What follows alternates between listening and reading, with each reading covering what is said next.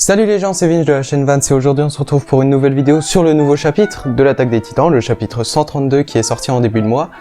J'ai préféré laisser un peu de temps parce que je comprenais pas trop la traduction anglaise et du coup j'ai préféré prendre une traduction française et on va dire à peu près correcte pour vous faire la review de ce nouveau chapitre. Et sans plus tarder, nous pouvons commencer la review de ce chapitre 132. Allez, c'est parti.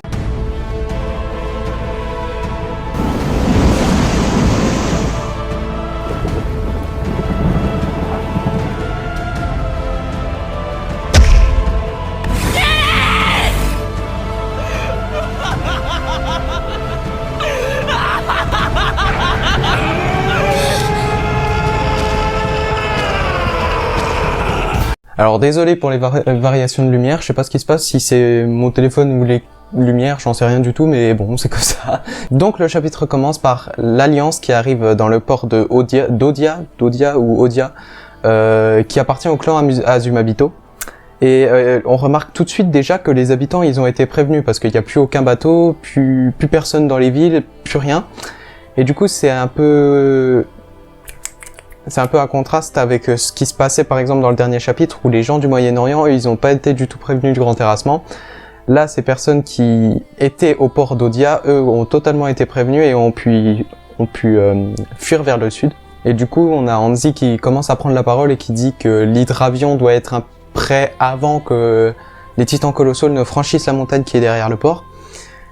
Les Azumabito qui répondent que oui, normalement ce sera bon, et que s'ils y arrivent, que l'Alliance fasse tout pour sauver leur patrie, la patrie des Azumabito, voilà. Donc ils arrivent au port, ils commencent à amarrer l'avion, dont un par exemple, dont un qui m'a fait rire pendant qu'il tire l'avion, il fait une de ses têtes, je vous montrerai l'image, c'est trop drôle. Et du coup ils commencent à amarrer l'hydravion, ils commencent à retirer le drap qui était posé dessus, on va appeler ça comme ça un drap. Et aussi sur l'avion, il y avait des explosifs qu'ils pouvaient utiliser, donc Jean et Reiner, ils voulaient les enlever tout simplement. Mais Armin a décidé de tout simplement les garder pour pouvoir s'en servir. Donc normal, Jean il pose la question de est-ce qu'on va s'en servir contre Eren? Et Armin, on le voit, on le sent, il doute encore. On sent qu'il doute encore. On sait pas s'il veut stopper Eren, lui parler, on sait pas, mais il veut garder, on va dire, il veut garder quelque chose au cas où si des négociations avec Eren ou quelque chose comme ça se passerait mal. Donc on revient sur le bateau avec Pieck, Falco et Gabi. Falco qui venait de se réveiller parce qu'il était transformé en titan il y a de ça quand même 4 épisodes, 4 chapitres, pas 4 épisodes, on n'est pas encore dans la saison 4. Et du coup il apprend du coup ce qui s'est passé avec Magath, ce qui s'est passé avec la population eldienne, et là il pleure, il en peut plus. Il se dit que sa famille est morte, le peuple eldien est mort, etc. Voilà quoi. Et du coup il est en pleurs, il est énervé, même il se retourne vers Pieck et il dit mais qu'est-ce qu'on peut faire? Il dit t'as quelque chose ou pas? Et même Pieck, qui est pourtant le personnage le plus sagace, je crois que c'est Sick qui disait ça à un moment quand on était du côté du continent. Quand Pieck faisait une réflexion, t'avais toujours Sick qui dit quelle perspicacité ou des trucs comme ça à Pieck. Et là même elle comprend pas, elle sait pas. Elle sait pas, et puis c'est normal, hein, t'as un grand terrassement qui arrive, t'as pas tellement de solutions à proposer, quoi. Les seules solutions à proposer seraient de laisser faire, tout simplement, mais bon, d'un point de vue moral, c'est pas tellement la meilleure voie, quoi. On revient, on passe sur une autre scène entre Annie et Mikasa, à peine plus tard, je pense, dans la nuit. Mikasa qui arrive et qui demande à Annie de vérifier son équipement parce que maintenant ils ont un nouvel équipement comme on a pu le voir à l'attaque de Revelio, etc. Mais Annie, comme elle l'a dit à Armin, ne viendra pas. Elle ne viendra pas sur l'hydravion, elle préférera rester sur le bateau parce que tout simplement sauver l'humanité, ça ne l'enchante pas. Je crois que c'est ça qu'elle dit, ça ne l'enchante pas ou quelque chose comme ça. Et du coup, pour appuyer ce qu'elle dit sur le fait de sauver l'humanité, ça ne l'enchante pas, elle dit que, vu que au moins presque la totalité de l'Empire Mar a été détruit, même s'ils arrêtent le grand terrassement, qu'est-ce qui va rester? Et surtout, qui va protéger les Eldiens? Qui va protéger les Eldiens d'une on va dire, d'une vengeance des autres pays au vu de ce qui s'est passé. Il y aura personne. Les Mars qui protégeaient un peu les Eldiens, on va dire protégés, hein, bah ils seront plus là. Et du coup, bah les Eldiens ils se retrouveront sans personne pour les aider et ils mourront tout simplement. Donc arrêter le grand terrassement serait un peu on va dire un suicide de la part du peuple eldien. C'est-à-dire que tu enlèves directement ta force de frappe. Tu enlèves directement la possibilité d'avoir un avenir. Enfin, d'avoir un avenir selon Eren. Et tout en regardant Armin, elle dit que ces derniers moments, elle veut les passer tranquille, paisiblement. Oui, parce qu'il lui reste plus que 4 ans, je crois. C'est parce que vu qu'elle était enfermée dans un cristal, je crois qu'il lui reste plus que 4 ans. Et là, on a un petit échange de regards entre Mikasa qui regarde Armin, qui regarde Annie. et Annie qui rougit, et puis Mikasa qui est en mode « Oh, ah d'accord !» Voilà, du coup, ça c'était marrant. Et du coup, Mikasa qui lui dit « Depuis quand ça se passe comme ça ?» Et Annie qui fait semblant de pas comprendre, et Mikasa, elle sent qu'il faut pas insister, et du coup, elle laisse tomber. Mais que elle insiste sur le fait que, par contre, elle n'ira pas dans l'hydravion, mais Armin, lui, il ira auprès d'Eren. Et Annie a dit qu'elle le sait tout simplement, mais voilà quoi. Elle s'est déjà assez battue, je pense pas qu'elle veuille encore y aller, même si c'est pour Armin, je pense pas qu'elle veuille y aller. Et du coup, elle pose la question à Mikasa, elle lui demande « Et toi, est-ce que tu es prêt à tuer Eren ?» Et Mikasa qui dit « Non, je ne vais pas le tuer. » Alors moi je comprends plus là, c'est quoi le projet de l'Alliance? Parce qu'elle dit « Je vais le ramener auprès de nous ». Alors comment tu veux faire? Parce que moi la seule solution là que je vois c'est le tuer, parce que tu vas pas le raisonner, tu vas pas lui dire « Oh Eren, j'ai remis mon écharpe pour toi », il va pas te dire « Ah oui Mikasa, c'est vrai, moi j'ai fait quelque chose de mal, je vais revenir ». Non. Même lui il l'a dit, il peut pas revenir en arrière. Donc là je comprends pas juste ce moment-là, enfin juste dans ses paroles. À part si vraiment elle a un plan, genre un mot magique pour lui dire de se retourner, mais non, ça marche pas comme ça. Puis on revient sur le bateau et puis on voit un caporal Levi qui se tient sur une rampe comme ça, et Armin qui lui dit « Mais monsieur, reposez-vous, vous êtes encore blessé et tout ». Et Levi qui fait une remarque très drôle qui dit que vous voulez me mettre au repos, mais je suis sûr si ça continue comme ça, vous allez m'oublier. Mais non, on l'oubliera pas, le caporal. Enfin, peut-être eux, mais pas nous. C'est bon, on a attendu plus de 10 chapitres pour savoir s'il était vivant, on va pas l'oublier comme ça. Et du coup, Levi, il dit que la femme à barbe, qui fait référence à Yelena, du coup, qu'elle s'était réveillée, parce qu'en fait, elle avait de la fièvre à cause de ses blessures et tout. Et que du coup, ils vont pouvoir l'interroger sur la destination et les intentions de Eren. Et du coup, vu que Pieck n'a rien à faire, elle se dit bon bah je vais me joindre à eux. Et là on a un flashback avec du coup Yelena, Eren et Floch quand il n'y avait pas encore le grand terrassement et quand Eren faisait semblant de croire au plan de Sigle. Et du coup Yelena qui lui dit que si une force de coalition se réunissait, il serait probablement à la base de Khalifa. Si je m'en rappelle bien, c'est là où du coup Eren a attaqué en premier. Donc c'était pas Revelio, du coup c'était Khalifa, mais je pense que c'est juste à côté, si j'ai bien compris. Et du coup le plan d'Yelena serait de laisser à peu près un mois au peuple Mar après l'attaque de Revelio, pour laisser le temps à l'Empire Mar de justement regrouper toutes ses forces à Khalifa, et du coup Eren et Sig à ce moment-là ils déclenchent un mini grand terrassement avec juste les titans colossaux du mur de Shiganshina pour finalement éradiquer juste l'armée qui était censée envahir l'île du paradis, et comme ça pourrait laisser à peu près en paix ce que dit Yelena, à peu près en paix l'île du paradis pendant quelques décennies, parce que perdre une force de frappe comme ça, comme celle qui allait aller sur l'île du paradis, ferait un peu tomber les finances du peuple Mar, et il s'en remettrait très difficilement. Et du coup Eren il demande s'il n'y a pas quelque chose d'autre aussi qu'ils doivent absolument stopper, s'il n'y a vraiment aucun danger. Et Yelena qui dit pour vraiment bien faire, il faudrait attaquer la forteresse qu'il y a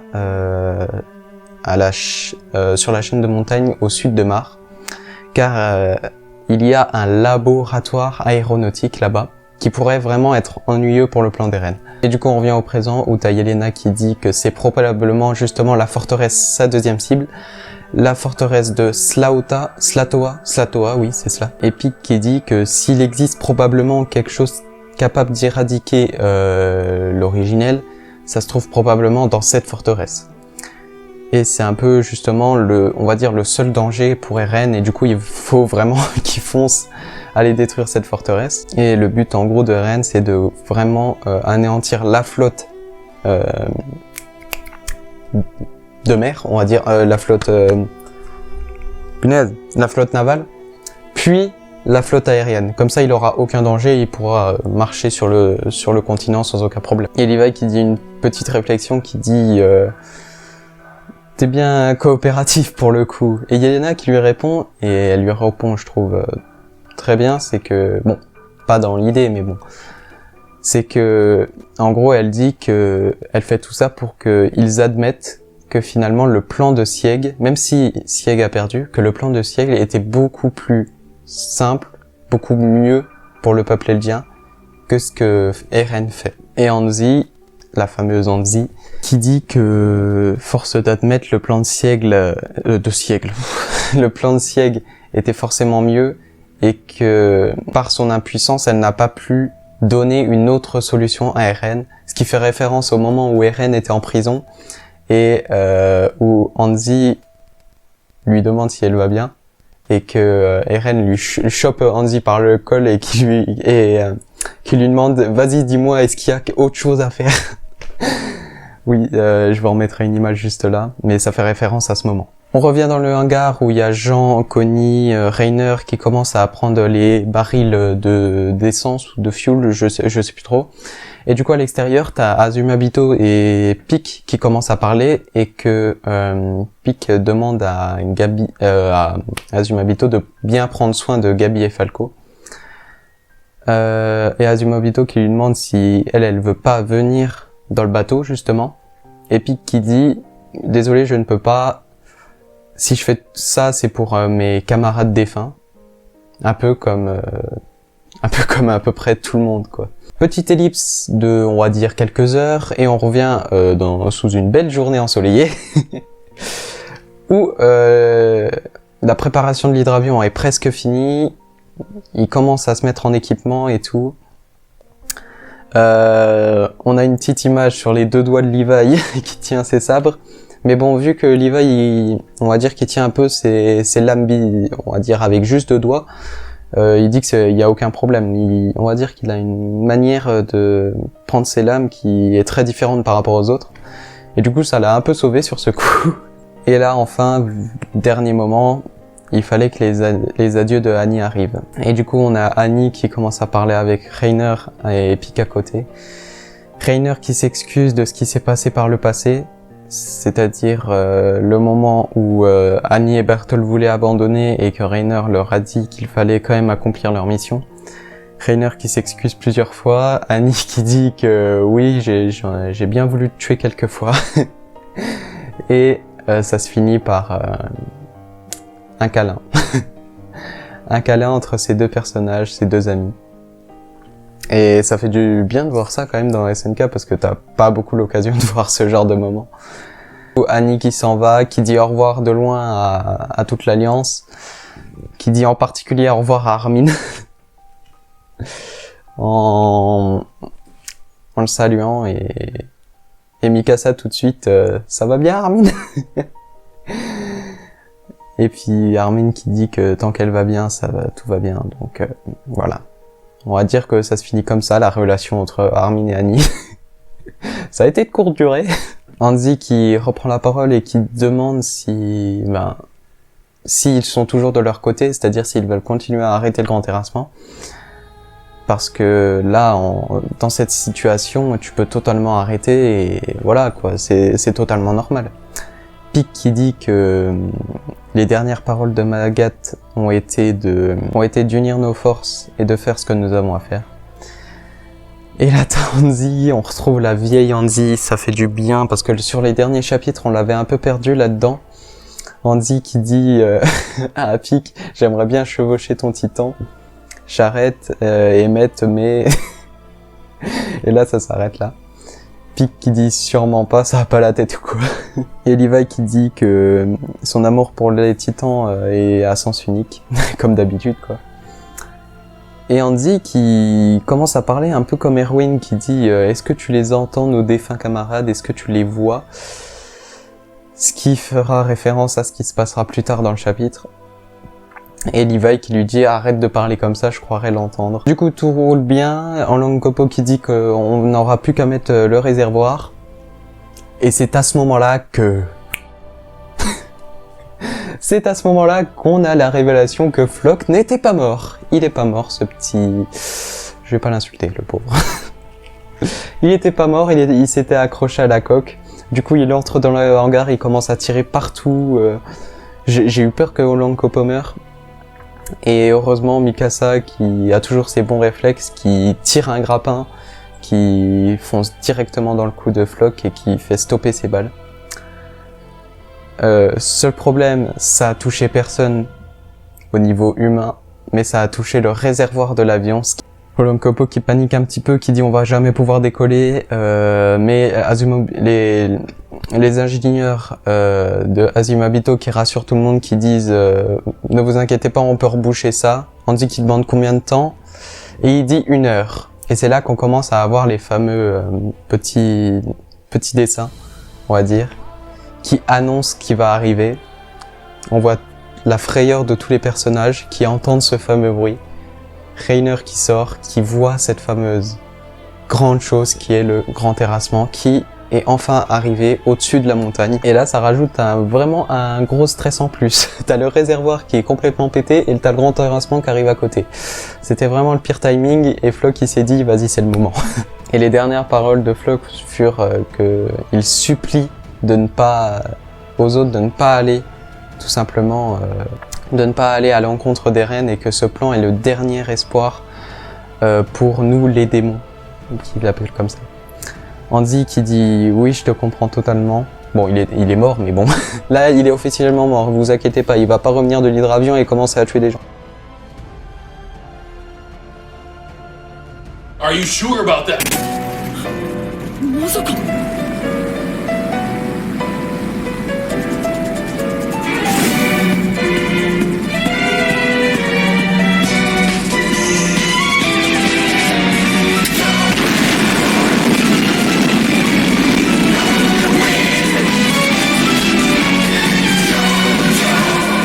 Et Andy qui dit, je suis totalement d'accord avec toi, mais on n'a pas le choix. Si on perd aujourd'hui, on gagnera demain. Puis on a une image des titans qui descendent et un titan qui glisse de la montagne. On dirait qu'il fait du karaté, c'est vraiment drôle. On a d'un côté le bateau où il y a Gabi et Falco qui tambourinent la porte en disant que les titans arrivent, laissez-nous sortir. Annie qui dit, mais fermez-la et qui les bloque. Et du coup, on a toute l'Alliance qui voit les titans colossaux arriver et Mikasa qui demande Armin, est-ce que t'as pas un plan? Et Armin qui dit, je vais me dévouer, je vais me transformer en titan colossal et je vais les ralentir. Reiner qui lui met tout de suite un stop et qui lui dit, toi tu es le dernier espoir pour réussir à arrêter le grand terrassement, tu te tais, c'est moi qui m'en occupe. Et Andy qui elle-même bloque Reiner et qui lui dit non, on doit garder notre force de frappe, c'est-à-dire titan cuirassé et titan colossal. C'est à moi de m'en occuper, c'est à moi de prendre ma responsabilité. Andy se tourne vers Armin, et là, on a eu la phrase que personne ne voulait entendre, vraiment personne ne voulait entendre cette phrase. Armin, je te nomme 15e chef du bataillon d'exploration. Qu'est-ce qui s'est passé dans la tête de Andy? Franchement, j'aime bien Armin, je l'adore même, mais c'est pas quelqu'un qui va prendre des décisions. Je suis désolé, c'est pas quelqu'un qui va mener des hommes au combat. Tu pouvais prendre Jean, même Connie, je suis sûr que ça passait. Mais Armin, tu le laisses dans la stratégie, tu lui demandes pas de mener des hommes au combat. Voilà, c'est pas compliqué à comprendre. Cette phrase, elle m'a épuisé. T'avais Jean, en plus ils le disaient tous, Jean ce sera vraiment quelqu'un qui aura un rang haut placé dans le bataillon d'exploration, et on dit qu'est-ce qu'elle fait? Elle donne le commandement à Armin. Je suis d'accord, il a sauvé plein de situations. Et c'est pas quelqu'un qui va commander des subs, je suis désolé. Andy qui dit adieu en restant cool, en disant à Armin, maintenant Levi c'est ton subordonné, tu peux faire ce que tu veux avec lui. Levi qui dit, Andy, qu'est-ce que tu fais là? Et Andy qui lui dit, s'il te plaît, mon heure est arrivée, je veux que mes dernières paroles restent cool comme ça. Alors s'il te plaît, laisse-moi partir. Et Levi qui dit quelque chose, mes amis. Quelque chose qu'on n'a jamais entendu et j'espère qu'on l'entendra dans la saison 4, ça fera un petit plaisir. Shinzo Sasageyo offre dédie ton cœur. Et Andy qui est folle de joie et qui dit tu l'avais jamais dit.